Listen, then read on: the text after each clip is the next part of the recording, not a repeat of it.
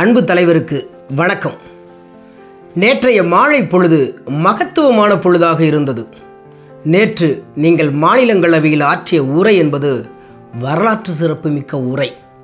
அந்த உரையை கேட்ட நொடியிலிருந்து வியந்து போய் அந்த வியப்பிலிருந்து எழுபடாமலேயே கிடக்கிறேன். நான் மட்டுமல்ல, என்னைப் போல லட்சோப லட்ச மக்கள் வியந்து கொண்டும் புகழ்ந்து கொண்டும் இருக்கிறார்கள். எங்கிருந்து பேசினால் இந்த உலகத்தின் காதில் விழுமோ அங்கிருந்து பேசியிருக்கிறீர்கள்.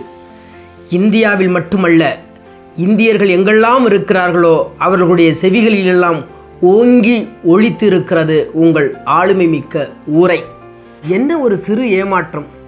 நீங்கள் ஆற்றிய தமிழ் உரையில் இருக்கின்ற அந்த வீரியம் ஆங்கில உரையிலும் இருக்கிறது என்பதை உணர முடிந்தாலும் முழுமையாக தெரிந்து கொள்ள ஆசைப்பட்டு பல்வேறு தொழில்நுட்பங்கள் மூலமாக அதை மொழிபெயர்க்க தொடங்கினேன். கூகுள் டிரான்ஸ்லேட்டில் தொடங்கி AI தொழில்நுட்பம் வரைக்கும் முயற்சி செய்து பார்த்தேன். ஒவ்வொன்றும் ஒவ்வொரு கருத்தை ஒவ்வொரு முறையும் வேறு வேறாக வெளிப்படுத்தி கொண்டிருக்கிறது. எனவே தொழில்நுட்பத்தின் மீது உள்ள நம்பிக்கை குறைகிறது.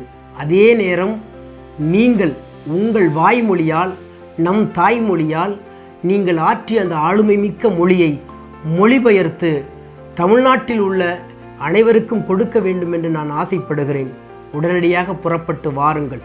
ஆளுமை மிக்க உரையை, மாற்றத்துக்கான உரையை, நாளைய தலைமுறைக்கான உரையை நீங்கள் மொழிமாற்றம் செய்து தர வேண்டும். அதை முன்கள வீரனாக நான் நின்று கடைகோடி தமிழனுக்கும் சென்று சேர்க்க வேண்டும் என்று ஆசைப்படுகிறேன். நான் மட்டுமல்ல, எல்லோரும் இதை எதிர்பார்த்து காத்திருக்கிறார்கள்.